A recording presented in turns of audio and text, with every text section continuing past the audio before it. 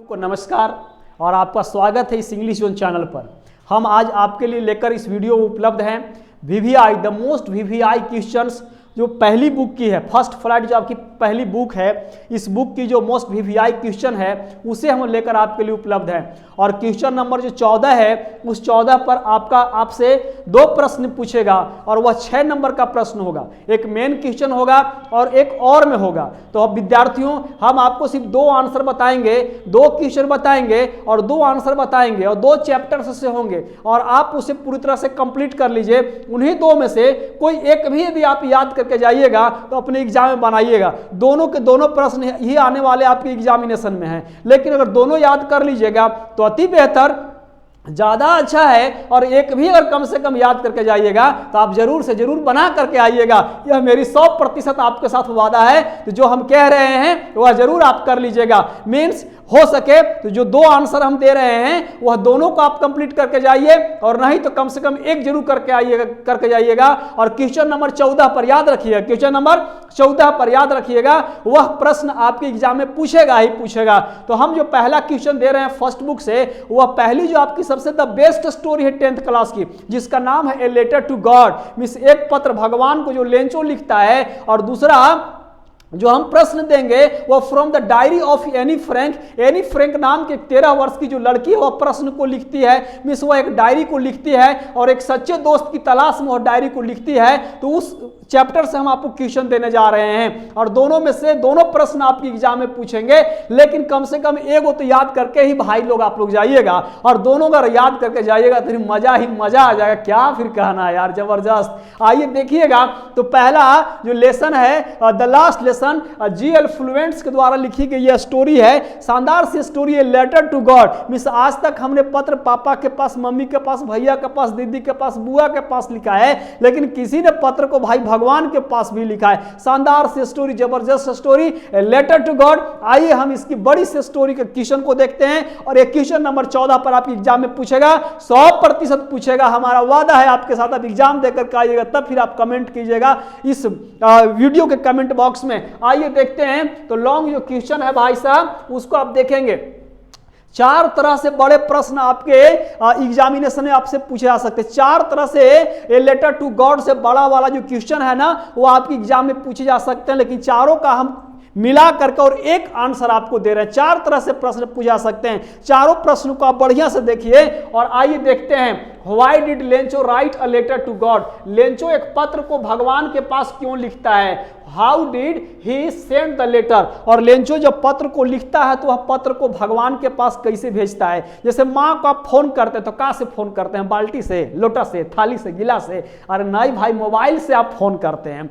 तो चीजों को देखो, समझना है कि चिट्ठी को कैसे भेजा जाता है। तो चिट्ठी को डाकघर से भेजा जाता है। तो क्या डाकघर से चिट्ठी भेजने से भगवान के पास ही पहुंच जाता है? प्रश्न बहुत बड़ा है। तो यही प्रश्न है कि लेंचो ने पत्र को भगवान को लिखता है, तो लिखता तो है, तो चिट्ठी को वह भेजता कैसे है? अगला जो क्वेश्चन है इसको ऐसे नहीं तो इस तरह से पूछ सकता है, why does the postmaster send money to Lencho? अब इस प्रकार से देखिएगा, लेंचो जब पत्र को लिखता है तो भगवान के पास नहीं पहुंचता, उसका पत्र डाकघर में पहुंचता है। तो डाकघर का जो पदाधिकारी था पोस्टमास्टर, वह लेंचो को भाई पैसा क्यों भेजा? लेंचो ने भगवान से पैसे की मांग किया था, तो भाई भगवान उसको पैसा देते, लेकिन पोस्टमास्टर उसको पैसा देता है। आखिर वह क्यों देता है? आगे आप देखिएगा इस क्वेश्चन को तीसरे तरफ से ऐसे पूछ सकता है, why did Lencho have faith? Lencho को क्यों विश्वास था इन गॉड? लेंचो को भगवान में क्यों विश्वास था? What did he do?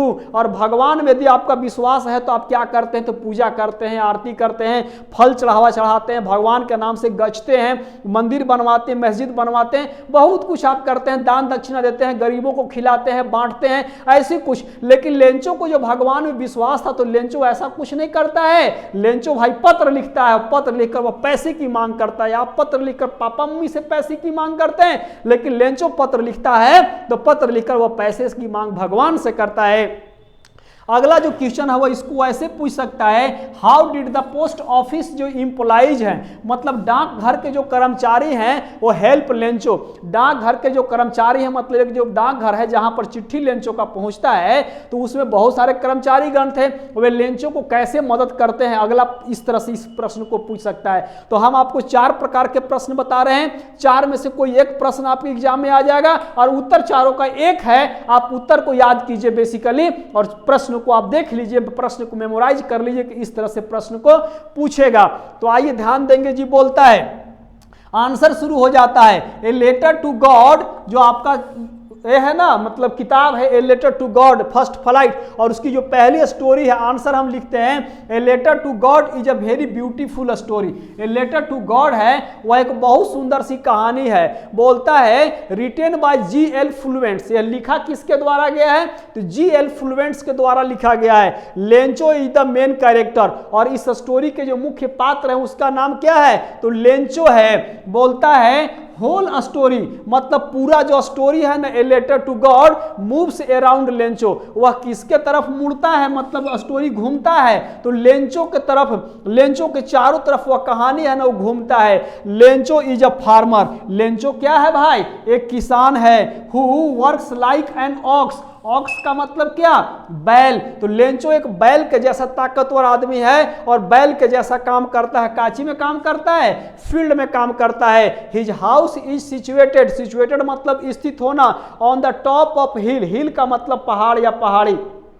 Lencho का जो घर था ना वह एक पहाड़ पर या पहाड़ी पर न स्थित था। बोलता from there he can watch his fields, और उस पहाड़ी पर से लेंचो था ना वह अपने पूरे घर को न देख सकता था। बोलता once his crops are very good, और एक बार की बात है कि लेंचो जब मेहनत करता है तो उसके जो फसल थे ना वो बहुत बढ़िया था, बहुत शानदार खेती लगा हुआ था। बोलता दैट है फ्लावर्स, और लेंचो का जो फसल लगा हुआ था ना उसमें शानदार फूल भी खिले हुए थे। एंड नीड ए सोवर, और उसके फसल को एक सोवर चाहिए। सोवर का मतलब बौछार, मतलब एक बार मूसलाधार पानी गिर जाए तो फिर मजा ही मजा, लेंचो का इतना शानदार खेती होगा।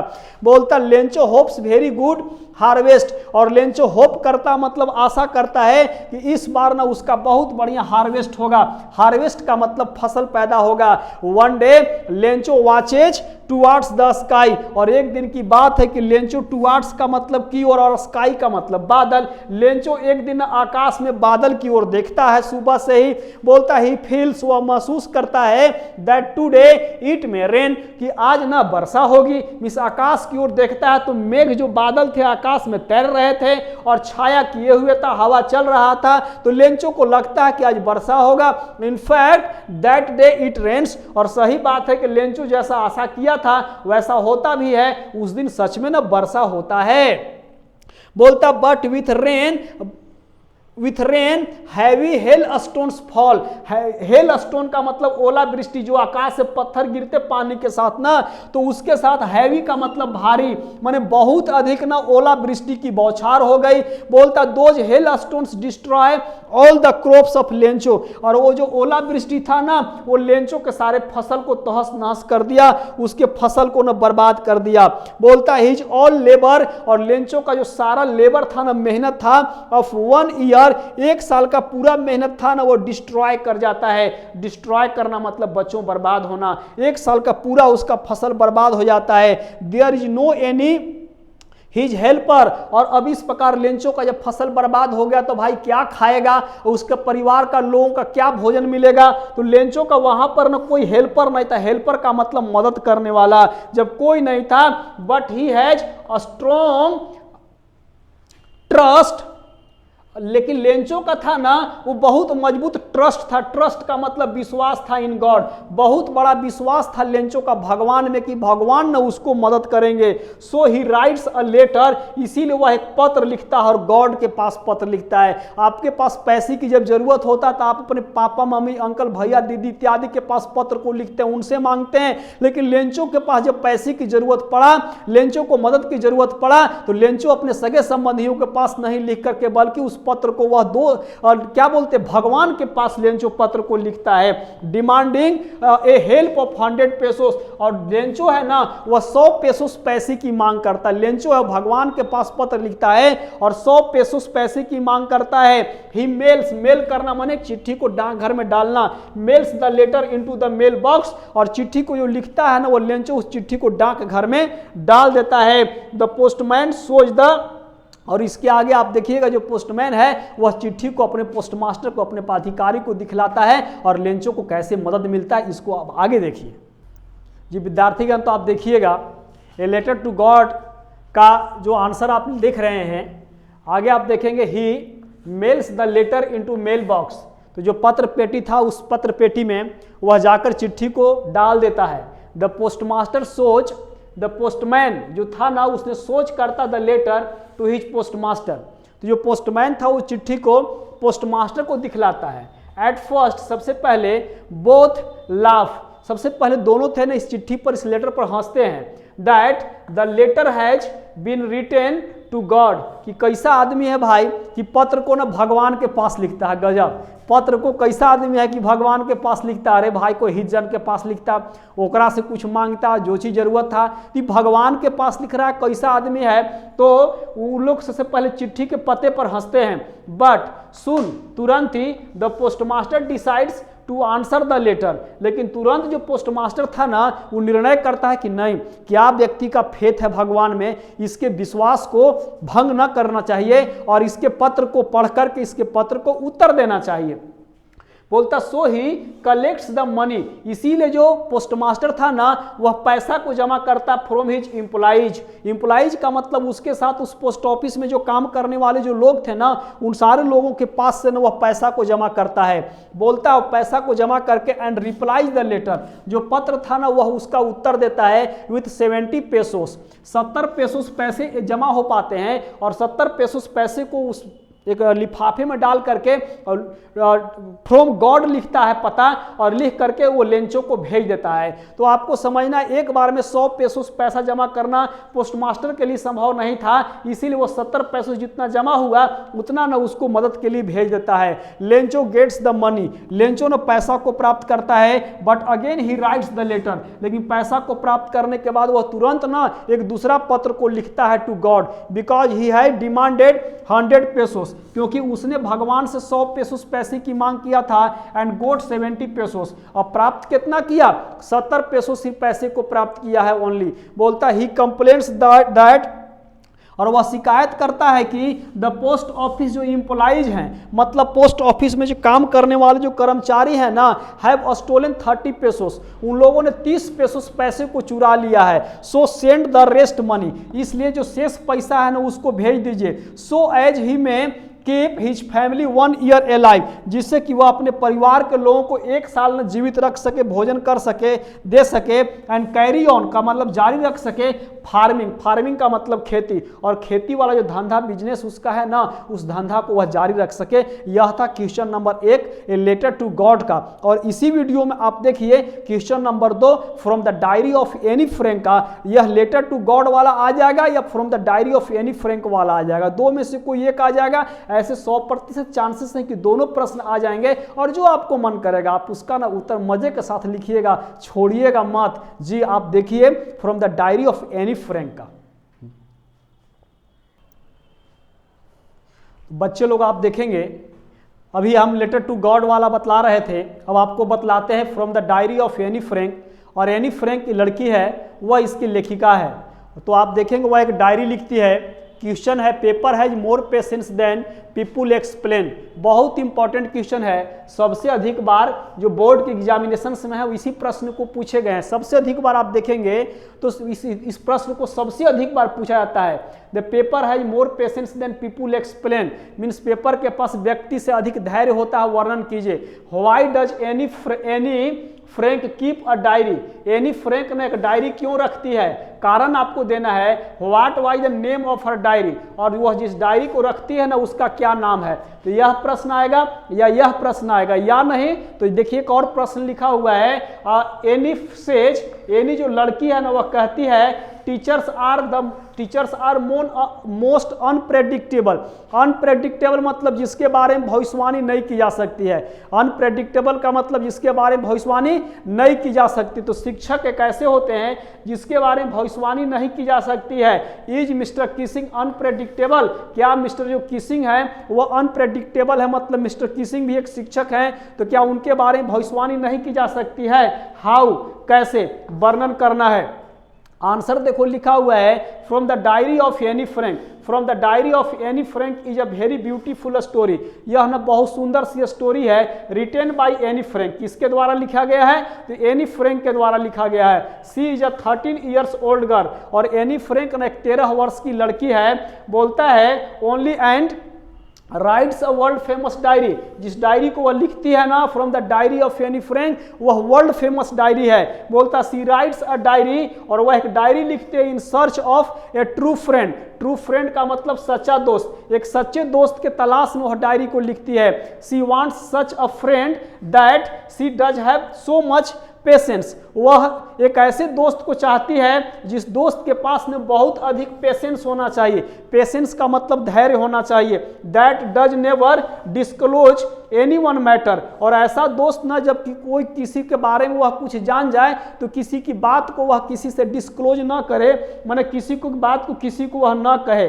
There are total 16 people in her family. और एनी फ्रैंक है ना, उसके परिवार में कुल ना 16 लोग हैं। बोलता ए लविंग फादर, एक बहुत प्यारे उसके पिता हैं, माँ हैं, एंड अदर्स, और दूसरे लोग भी हैं। But no one can be her true friend, लेकिन उसमें से कोई भी ना उसके दोस्त नहीं बन पा रहे हैं। सो एट लास्ट, इसीलिए सी कीप्स अ डायरी, वह एक डायरी रखती है एज हर ट्रू फ्रेंड, वह एक सच्चे दोस्त के रूप में डायरी को रखती है। And keeps name kitty. यहाँ पर प्रश्न था ना कि वह अपने उस डायरी का क्या नाम रखती है, तो वह अपने डायरी का नाम क्या रखती है?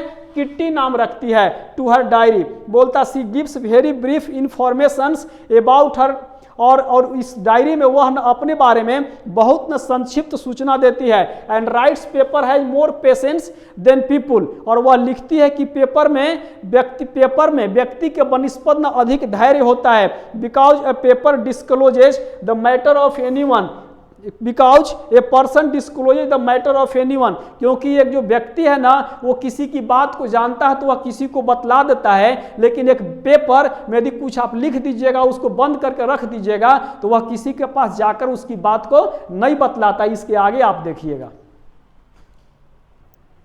ये विद्यार्थीगण, तो आप देखेंगे from the diary of Anne Frank में आपने देखा है 3 क्वेश्चन है जो आपके एग्जाम में 3 तरह के प्रश्न में कोई प्रश्न पूछ सकता है। तो और क्वेश्चन नंबर 14 पर पूछेगा। जब वह पूछ सकता है तो उसके उत्तर हम आपको 1 दे रहे हैं, आप इसको याद कर लीजिए और इसको आप देखिए। लिखा विथ एनीवन, मतलब किसी के साथ वह बात को न कहे। ऐसा उसको दोस्त चाहिए, लेकिन ऐसा कोई व्यक्ति नहीं होता है जो बात को पचा पाता है। A paper does not do so, लेकिन एक जो पेपर होता है ना कागज, वह ऐसा नहीं करता है। उसमें अगर आप लिख दीजिएगा, कहीं जात दीजिएगा, रख दीजिएगा, तो वह किसी के पास जा करके अपनी बात को नहीं बतलाता है। बोलता the paper keeps very secret, और किसी भी चीज को पेपर है ना बहुत सेक्रेट रखता है, मतलब रहस्यमयी रखता है। The matter of anyone, Anne Frank is a talkative girl. Talkative का मतलब बातूनी, और गर्ल माने लड़की। एनी फ्रैंक है ना वह एक बातूनी लड़की है। She speaks much in the class, और एनी फ्रैंक ना क्लास में बहुत बोलती है। बोलता so when teachers are going to decide that who will be passed and kept back, तो इस प्रकार से शिक्षक लोग अगले बार एक मीटिंग करेंगे और उसमें यह निर्णय करेंगे कि किस बच्चे को पास कर देना चाहिए और किस बच्चे को इसी क्लास में रखना चाहिए। ऐसा जब शिक्षक मीटिंग करने वाले थे, देन तब एनी कहती है says that teachers are most unpredictable.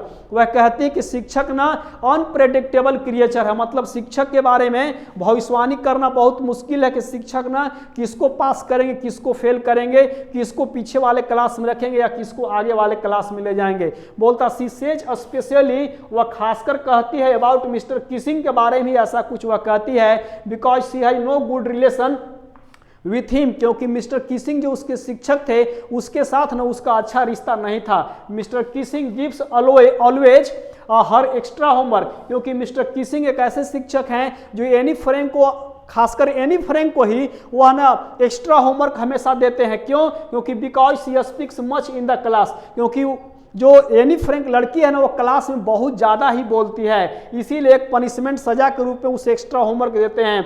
बोलता है but once she writes a good poem, लेकिन जिस विषय पर वह होमवर्क देते हैं ना उस पर वह एक बार अच्छी कविता को लिखती है। ऑन ए फादर स्वान, जिसमें एक फादर स्वान होता है, बत्तख का पिता होता है, एंड ए मदर डक, और माँ है वो डक है। बोलता विथ 4 चिल्ड्रेन, और उनके 4 बच्चे हैं। बोलता हु स्पीक्स मच, जो चारों बच्चे हैं ना बहुत बोलते हैं, इसीलिए वंस फादर, इसीलिए एक बार उसका पिता है ना बीटेन देम टू डेथ, इसीलिए एक बार पिता ने उनको पीट पीट कर मुआ देता है।